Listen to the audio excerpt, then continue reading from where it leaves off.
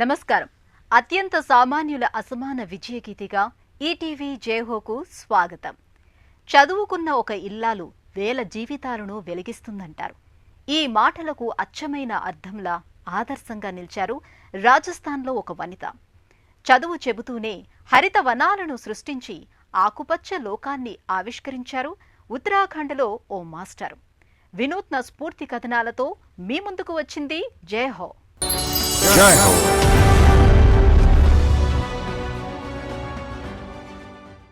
రాజరికపు వైభవ ప్రాభవాలను చాటే ఒకనాటి రాజపుత్ర రాజ్యం రాజస్థాన్.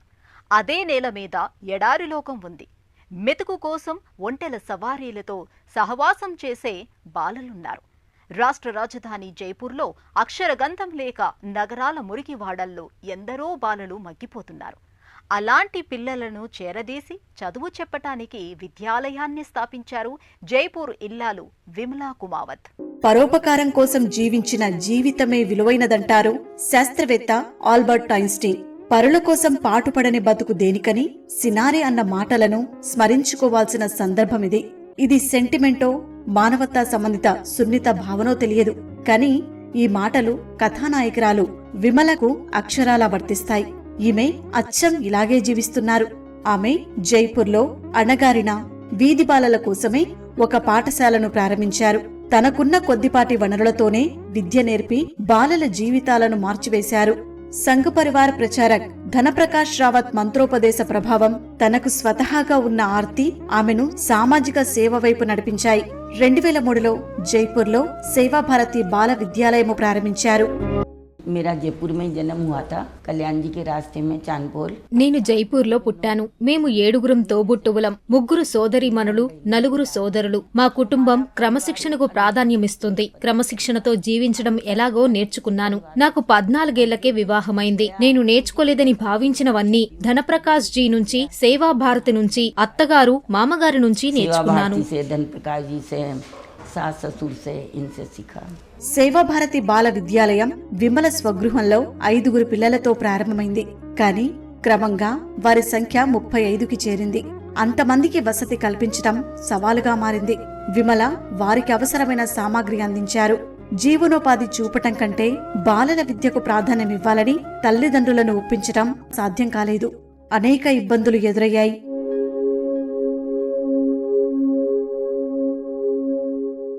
26 जनवरी 2003 को 5 बच्चों से चालू किया था. మేము 2003 జనవరి 26న కేవలం 5 పిల్లలతో బడిని మా ఇంటి నుంచే ప్రారంభించాం. ఇది పూర్తిగా ఉచిత పాఠశాల. ఈ విద్యాలయం నుంచి దాదాపు 325 విద్యార్థులు ఉత్తీర్ణులయ్యారు. 30 మంది పిల్లలు నాతో ఉన్నారు. ఇక్కడికి 22 కిలోమీటర్ల దూరాన ఉన్న ప్రత్యేక శాఖలో ఉన్న విద్యార్థుల సంఖ్య దాదాపు 160. ఇదే పేరుతో ఆ పాఠశాలను నిర్వహిస్తున్నాం.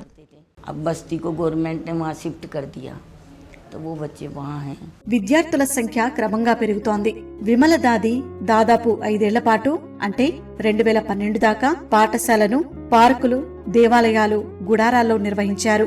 భూమి సమకూరిన తర్వాత సేవాభారతి నుంచి స్నేహితులు, దాతల నుంచి వచ్చిన విరాళాలతో శాశ్వత భవనం నిర్మించారు.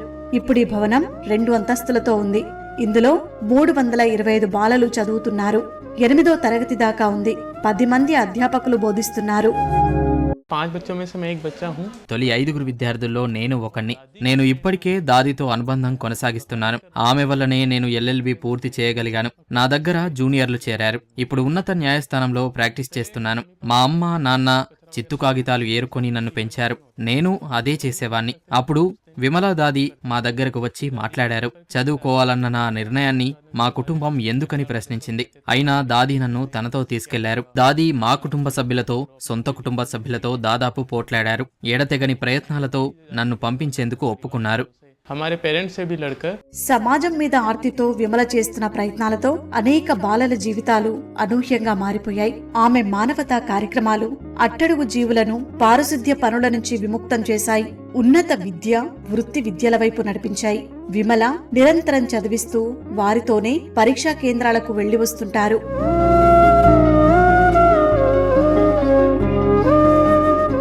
बच्चों का है, परिवार वाले ऐसे हैं 12వ తరగతి తర్వాత తమ పిల్లల చదువులను కొనసాగించేందుకు ఇష్టపడని కుటుంబాలను చూశాం. కుమార్తెలు 12వ తరగతి పాస్ అయ్యారని సామాజిక ఒత్తిళ్ల వల్ల పెళ్లి చేయాలనుకుంటున్నామని కొందరు చెబుతారు. దయచేసి పిల్లల చదువు నిలిపివేయొద్దని వారిని నేను వేడుకున్నాను. వారు తమ పిల్లలను విశ్వసించాలని కోరాను. ఇక్కడ అంతే, 12 పూర్తయితే వెళ్లిపోతారు. మనమంతా మన కోసమే జీవిస్తున్నామని నేనీ సమాజానికి చెప్పదలుచుకున్నాను. కానీ నిరుపేదలు, అణగారిన వర్గాల బాలల చదువుకు సాయపడితే అంతకంటే గొప్ప పని మరొకటి ఉండదు. के बच्चों को आगे बढ़ाएं तो इससे बड़ा और कोई पुण्य का काम नहीं है. సేవాభారతి బాల విద్యాలయానికి 2 శాఖలున్నాయి. బక్సావాలాలో, పుడారాల్లో ఒక విభాగం ఉంది. అక్కడ 125 మంది బాలలకు సేవలు అందుతున్నాయి. మొత్తం 2 పాఠశాలలకు 2 ప్రాంగణాలున్నాయి. విద్యార్థుల సంఖ్య 450.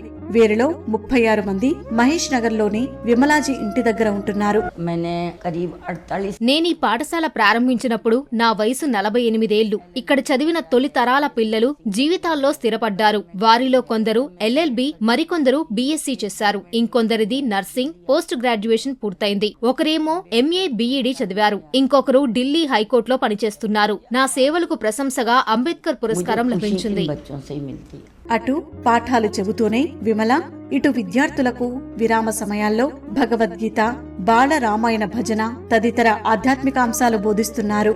जीवन कैसा है लंबे समय तक यही देखा है. క్రమశిక్షణాయుత అర్థవంతమైన జీవితం అంటే ఏమిటో నేను సేవా భారతిలో నేర్చుకున్నాను. పరివార్ ప్రచారకుల జీవన శైలి, సరళతను దగ్గరగా చూశాను. लोग कैसे होते हैं, कितने सादा उनका जीवन होता है. విమల ఆశయాలు 2.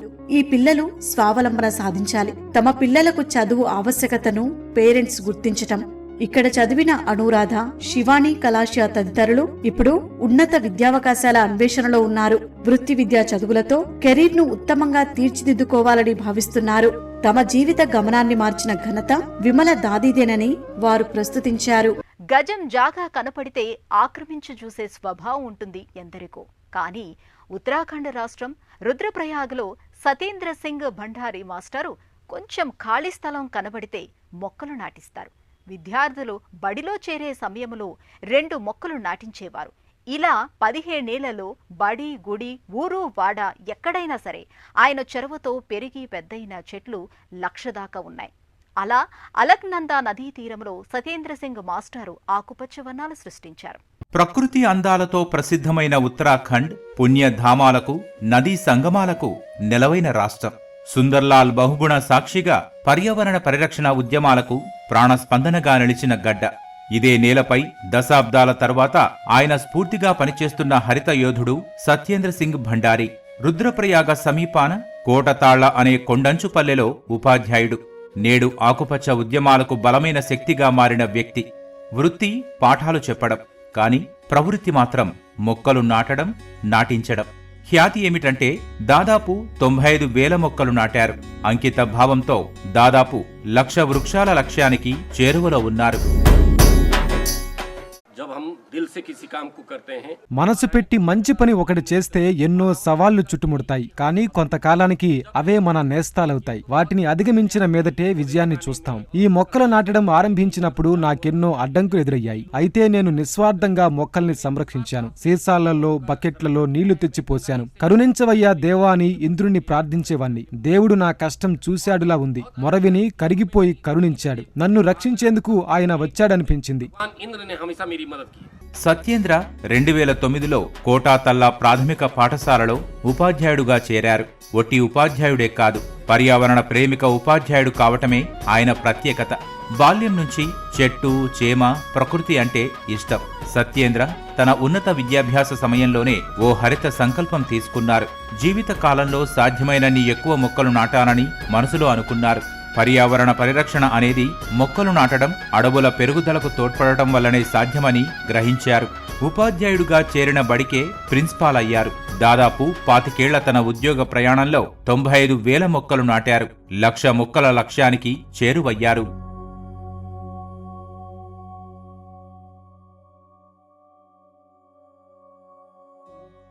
बच्चों को अच्छी से अच्छी బాలలకు అత్యుత్తమ విద్య అందించడం పరిసరాల పరిశుభ్రతతోనే సాధ్యమవుతుంది. అలా ఉంటేనే పిల్లలు సంతోషంగా ఆరోగ్యంగా ఉంటారు. పరిశుభ్ర వాతావరణంలోనే ఎంతో నేర్చుకునే వీలుంది. చెట్లకు ఉన్న పూలను చూసి వాటి పేర్లు, రంగులు తెలుసుకోగలుగుతారు. మా బడిలో విభిన్న రంగులు, రకరకాల పువ్వులు ఉన్నాయి. ప్రాంగణంలో పండ్ల మొక్కలను కూడా నాటాం. నాటిన మొక్కలు చాలా వరకు పెరిగి వృక్షాలయ్యాయి. అనేక చెట్లకు పండ్లున్నాయి. పిల్లలు ఈ పండ్ల రుచులను ఆస్వాదిస్తున్నారు.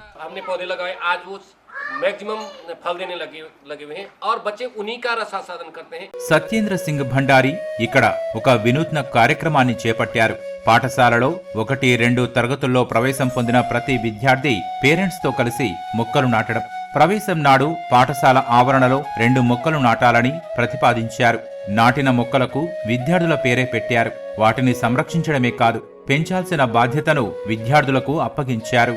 तो हम बच्चों के नाम से पौधे लगाते हैं. విద్యార్థులు ఎవరైతే మొక్కలు నాటుతారో ప్రతి విద్యార్థి నాటిన మొక్కకు వారి పేరు, వారు సూచించిన పేరు ఉంటుంది. విద్యార్థులు పెరుగుతుంటారు. కళ్ళ ముందే నాటిన మొక్కలు పెరుగుతాయి. జామ, మామిడి, కివి, ఉసిరి, మరికొన్ని పండ్ల మొక్కలను పిల్లలు ఇక్కడ నాటారు. ఆ మొక్కలు వృక్షాలుగా ఎలా పెరుగుతాయి, అవి పువ్వులు, ఫలాలు ఇచ్చే పరిణామం ఎలా ఉంటుంది, ఈ పరిణామ క్రమాన్ని స్వయంగా తెలుసుకుంటారు. అన్నట్లు ఈ పాఠశాలలో ఒక ఆయుర్వేద వాటికను నెలకొల్పారు. और दूसरा क्या कि आयुर्वेदिक वाटिका भी हमने अपने विद्यालय में बनाई गई है. సత్యేంద్ర సింగ్ పర్యావరణం మీద తన ప్రేమ, తపన, ఆపేక్షను పాఠశాల ఉద్యమ స్ఫూర్తి పత్రంలో పొందుపరిచారు. వివాదం లేని భూములను ఆకుపచ్చ స్వర్గాలుగా మార్చాలని ఈ కార్యక్రమంలో ఉపాధ్యాయులు, విద్యార్థులు కలిసి పనిచేయాలని ఉద్బోధించారు. ఇందువల్ల విద్యార్థులకు పర్యావరణ పరిరక్షణ ప్రాధాన్యం తెలుస్తుందని సత్యేంద్ర భావన. విద్యార్థులు చదువు పూర్తి చేసి టీసీలు తీసుకువెళ్లే వేళ వారికి ఓ మంత్రోపదేశం చేస్తున్నారు. ఒక్కో విద్యార్థి తన జీవిత కాలంలో కనీసం 10 మొక్కలు నాటేందుకు ప్రతిజ్ఞ చేయాలని సత్యేంద్ర కోరారు. सबसे पहले तो मैं अपने शिक्षा विभाग और वन विभाग का बहुत आभार व्यक्त करता हूं. ముందుగా నేను విద్యాశాఖకు, అటవీ శాఖకు కృతజ్ఞతలు చెప్పాలి. ఎందుకంటే ఇక్కడ 32,000 మొక్కలతో ఒక నర్సరీని ప్రారంభించారు. ఇదంతా వారి సహకారంతోనే సాధ్యమైంది. పిల్లలు పర్యావరణాంశాలను తెలుసుకుంటారు. ముఖ్య జాతీయోత్సవాల వేళ నాటేందుకు ఇక్కడి నుంచే మొక్కలు సరఫరా చేస్తున్నాం. నర్సరీల అలంకరణ మొక్కలను అనేక ముఖ్య కార్యక్రమాల్లో ఉపయోగిస్తున్నారు. विभिन्न गतिविधियों में उनको रोपित किया जाता है और उनकी जीवित परिसरता बढ़ती है. స్థానికులు అండగా నిలిచారు. ప్రజా సంఘాలు ఆయన దార్శనిక కృషికి మద్దతునిచ్చాయి. 5 ఎకరాల భూమిని ఉదారంగా విరాళమిచ్చారు. ప్రజలిచ్చిన బంజరు భూమిలో ఉసిరికాయలు, జామ, నారింజ, దానిమ్మ, ఓక్ తదితర మొక్కలు నాటి పెంచారు. ఇప్పుడీ పొలం ఓ చిన్న అడవిని తలపిస్తోంది. ही सब कुछ है. अगर पर्यावरण नहीं रहेगा, जीवन की कल्पना करना बहुत ही मुश्किल है. పర్యావరణమే సమస్తం, సర్వస్వం. ఆరోగ్యప్రద వాతావరణం లేకుండా ఆరోగ్యకర భవితను ఊహించలేం. పచ్చదనం, పర్యావరణ సమతౌల్యతతోనే మన మనుగడ సాధ్యం. మనం స్వచ్ఛ గాలి పీల్చాలి, స్వచ్ఛమైన నీరు తాగాలి. అందుకు చర్యలు తీసుకోవాలి. ఈ లక్ష్య సాధనలో సహకరించేందుకు ఎందరెందరో ముందుకొస్తున్నారు. నాకెంతో సంతోషంగా ఉంది. शुद्ध हवा को बचा सकें, शुद्ध पानी को बचा सकें, बेहद खुशी है कि लोग बढ़ चढ़ करके मेरा सहयोग करते हैं. పర్యావరణ పరిరక్షణకు సత్యేంద్ర తపన ఏకంగా ప్రధాని కార్యాలయంలో ఓ మిత్రుణ్ణి అందించింది. పిఎంఓ ఉప కార్యదర్శి మంగేష్ గిల్దియార్ పరిచయమయ్యారు. పరిచయం స్నేహంగా మారింది. ఆయన అందించిన మద్దతు పరస్పర లక్ష్యాన్ని మరింత బలోపేతం చేసింది. గ్రామ సమీపాన అలక్నందన్ నది ఒడ్డున మొక్కలు నాటడాన్ని ప్రోత్సహించారు. నిస్సార, నిర్జీవ భూములకు జీవం పోశారు. హరితకళ తీసుకొచ్చారు. बच्चों का नैतिक विकास हो, नैतिक मूल्यों का विकास हो. మనం బాలల నైతిక విలువలు వికాసానికి, అభివృద్ధికి ఓ భరోసా ఇవ్వాలి. బాలలు ఉత్తమ పౌరులు కావాలి. ఏ రంగాన్ని ఎంచుకున్నా భవిష్యత్తులో వారు ఆదర్శ వ్యక్తులుగా మారాలి. పచ్చదనం, పర్యావరణ పరిరక్షణ, పరిసరాల శుభ్రతకు పూర్వీకులు చేసిన కృషిని జ్ఞాపకం చేస్తాయి. ఇలాంటి కార్యక్రమాలను ప్రజలు ప్రశంసించాలి, ఆదరించి ప్రోత్సహించాలి. भविष्य में आने वाले समय में लोग याद कर सके इस जंगल को अमुक आदमी ने के साथ हमारे पूर्वजों ने लगाया था. तो मैं चाहूंगा कि लोग इस चीज को बढ़ावा दें और मुझे बेहद खुशी है. కోటాతళ్ళ గ్రామ పాఠశాల సందర్శకులంతా మొక్కలు నాటి సత్యేంద్ర ఆరంభించిన పచ్చదనం కార్యక్రమానికి సహకరిస్తున్నారు. ఆయన హరిత వారసత్వంలో భాగమవుతున్నారు. రుద్రప్రయాగ సమీపాన కోటాతళ్లలో ఈ ప్రభుత్వ పాఠశాల సత్యేంద్ర దిశానిర్దేశంలో పర్యావరణ పరిరక్షణకు ఆశాజ్యోతిలా వెలుగుతోంది.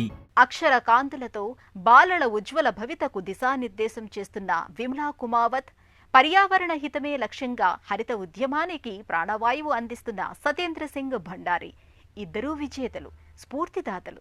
మరిన్ని కథనాలతో వచ్చే వారం జైహోలో మళ్లీ కలుద్దాం. నమస్కారం.